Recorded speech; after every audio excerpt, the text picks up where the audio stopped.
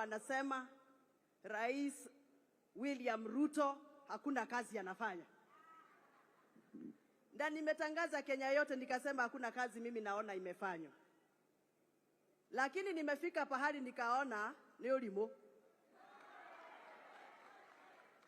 Kwa sababu huwezi sema hakuna kazi inafanywa na pahali unaishi unaona soko inajengwa. Pahali unaishi nyumba za affordable zinajengwa. Pahali unaishi barabara za maumau zinamalizwa. Na mimi nikasema if you can't fight them, Excellency, I keep asking for forgiveness from you. Kwa sababu kama kuna mtu amekushangilia na vita kali ni mimi. But I'm very grateful, Your Excellency, because you are that leader who listens.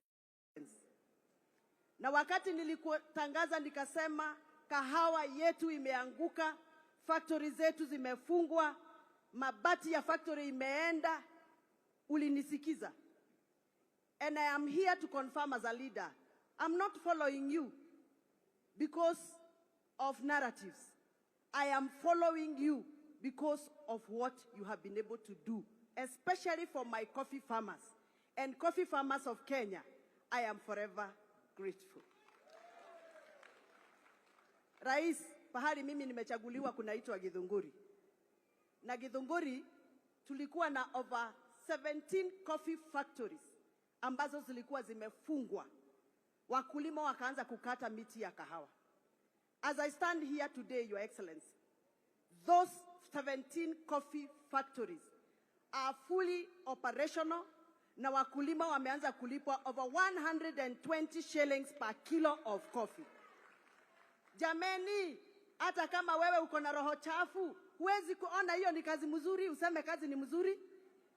Hiyo pesa, Your Excellency, wakulima wangu wanalipwa 123 shillings, wengine 117, wengine 135. Hata huko Kirinyaga kuna wamelipwa 155. Excellency, hiyo pesa haijaingia kwa mfuko ya Wamushomba. Hiyo pesa imeingia kwa wakulima ambao walikuchagua asubuhi na mapema, and on their behalf, because they don't have a voice to tell you thank you. As a farmer who delivers our coffee in Gathiroine Coffee Factory, Your Excellency, I am here to announce without any shame that you have done it for us, and we are grateful that you have done it for us.